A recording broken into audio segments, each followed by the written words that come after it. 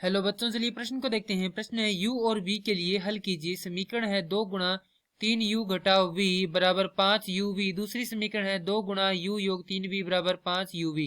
प्रश्न को हल करने से पहले जो इसकी मुख्य अवधारणा है उस पर विचार करेंगे। तो इस प्रश्न के लिए जो मुख्य अवधारणा है वह हो जाएगी दो चरों के रैखिक समीकरण। तो वे समीकरण जो ax योग by योग c बराबर 0 के रूप के हों या रूप में हो, दो चरों के रैखिक समीकरण कहलाते हैं। अब समीकरण दी गई है उन्हें लिख लेते हैं। समीकरण है 2 गुणा 3u घटाव 2v। इसे हल करके लिख लेते हैं 6u घटाव 2v बराबर 5uv। दूसरी समीकरण है 2u योग 6v बराबर 5uv। तो यहाँ पर जो दोनों समीकरण है उनमें u व v का भाग लगा देंगे तो हमारे पास प्राप्त होगा 6u भाग uv घटाव 2v बटा uv बराबर 5uv बटा uv।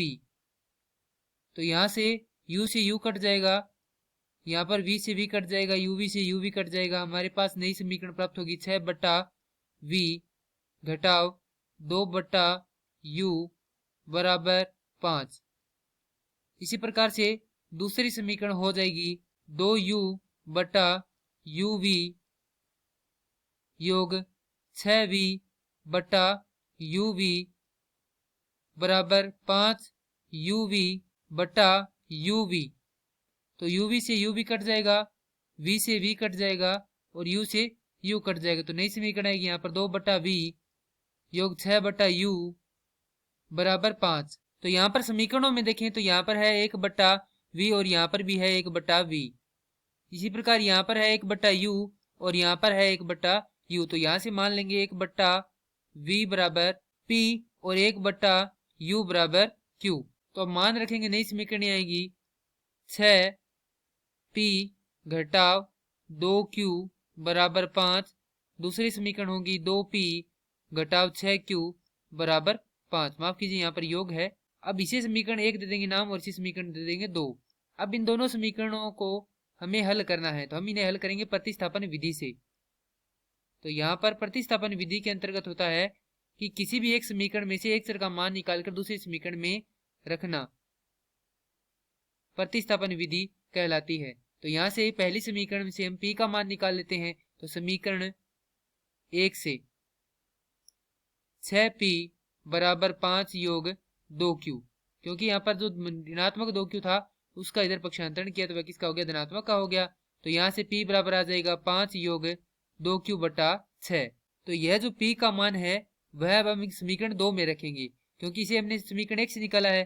तो समीकरण 2 से यदि इसे समीकरण 2 में रखते हैं तो 2 गुणा p का मान है 5 योग 2q बटा 6 योग 6q बराबर 5। तो अब 2 से 6 कट जाएगा 3 बार, लघुत्तम लेकर हल करेंगे तो समीकरण प्राप्त होगी 5 योग 2q योग 18q बराबर 15। तो यहाँ से हो जाएगा 20q, माफ कीजिए 20q बराबर 10। तो q का मान आ जाएगा यहाँ से 1 बटा 2।